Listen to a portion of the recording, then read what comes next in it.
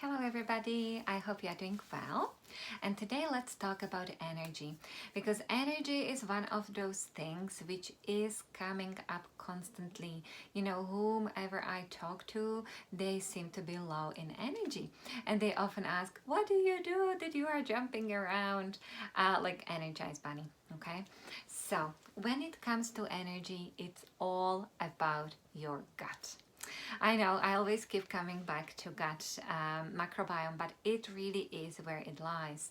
Because honestly, we are designed, your body is designed to take the energy from the food you eat and convert it and utilize it within your cells, so you have all the energy you need for everyday tasks. Okay, but now it is good bacteria which thrive on fiber and which need fiber in order to produce energy for your cells.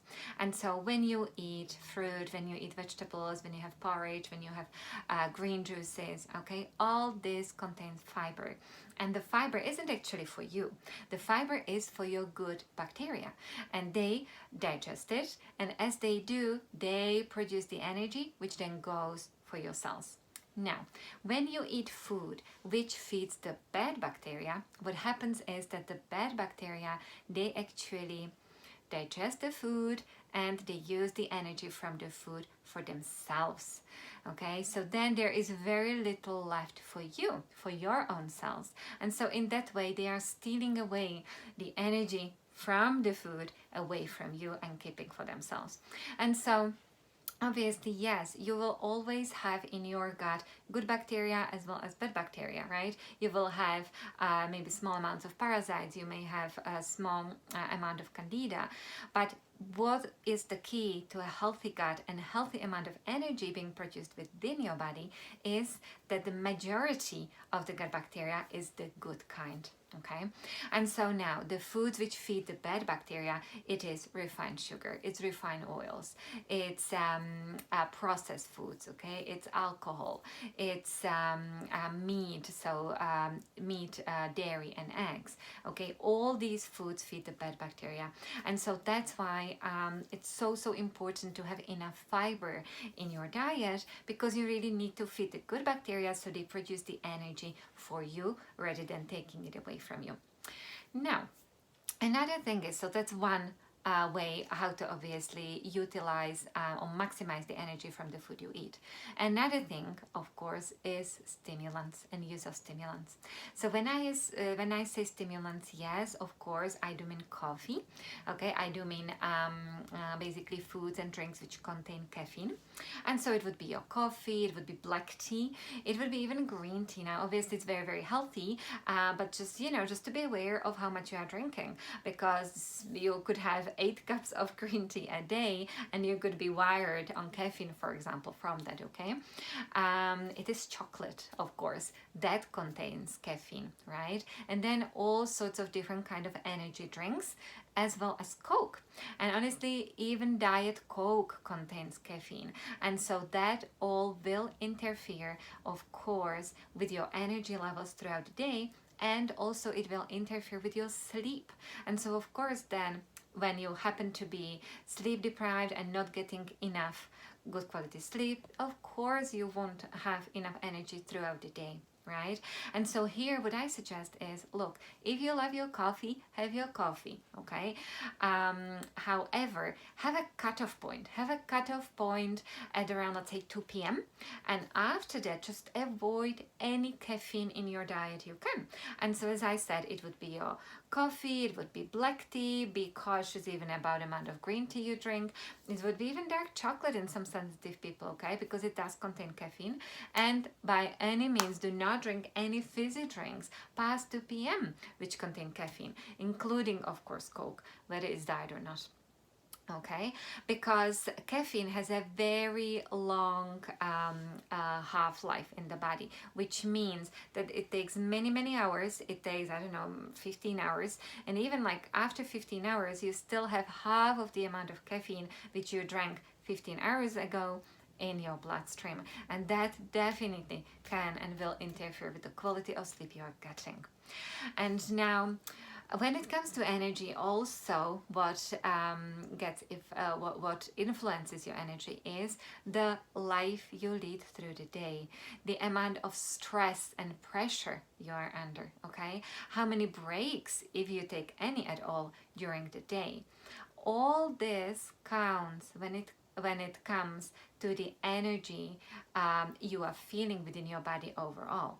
Because if you are under pressure a whole day, if you don't take any breaks, if you stare into screen whole day, if you run from a meeting to a meeting chasing deadlines, okay, if you feel like you can't even breathe in properly, then your body is constantly producing stress hormones, okay, stress hormones, adrenaline and cortisol.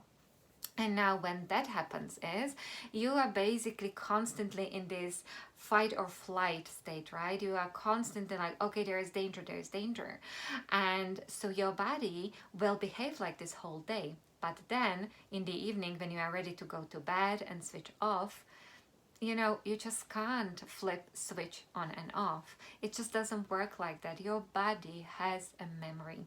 Okay, it has a memory and it remembers this this rhythm you went through during the day, and it just keeps going in the same rhythm. And so rather than kind of the wave of your activity being nice and kind of like this fluent and without any spikes, rather than that, if it's spiky like this because you were under so much pressure and didn't include any breaks, that's what will happen also throughout the night. Meaning that suddenly your stress hormones, right, your cortisol will suddenly spike up in the middle of the night and you suddenly wake up, right? Or because the cortisol is still quite, right, sharp, the level of it through the night, it doesn't allow you to fall into a deep and restful sleep. And this was basically because of what happened during the day. And this is really, as I say, basically the thing that your body has a memory and it remembers everything. And please remember, your body is never not watching. Okay, your body is constantly aware of everything. You consciously may not be because you are under pressure, you are busy, you get distracted through the day, but your body does keep a track. And so, yeah, so if really you want to correct your energy levels, right? So, three things. First, make sure that you feed yourself, that you eat the right foods, okay? That you feed the good type of bacteria inside your gut, that you are giving them all the fiber you can, so they nicely grow and populate and they crowd out the bad bacteria. Okay, then they will support energy production for you, not for them, from the food you eat.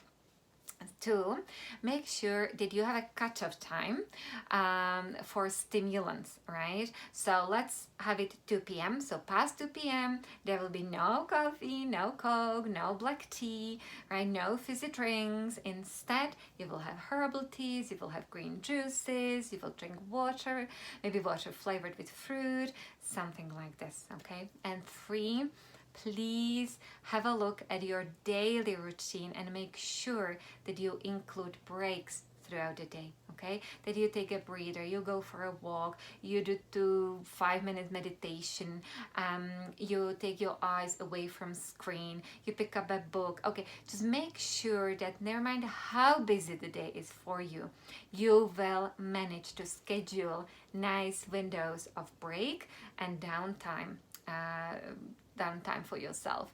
And that way you are signaling to your body you are not in danger. You can then fluently keep going and relax at night. Okay, so that's it. I hope that helps.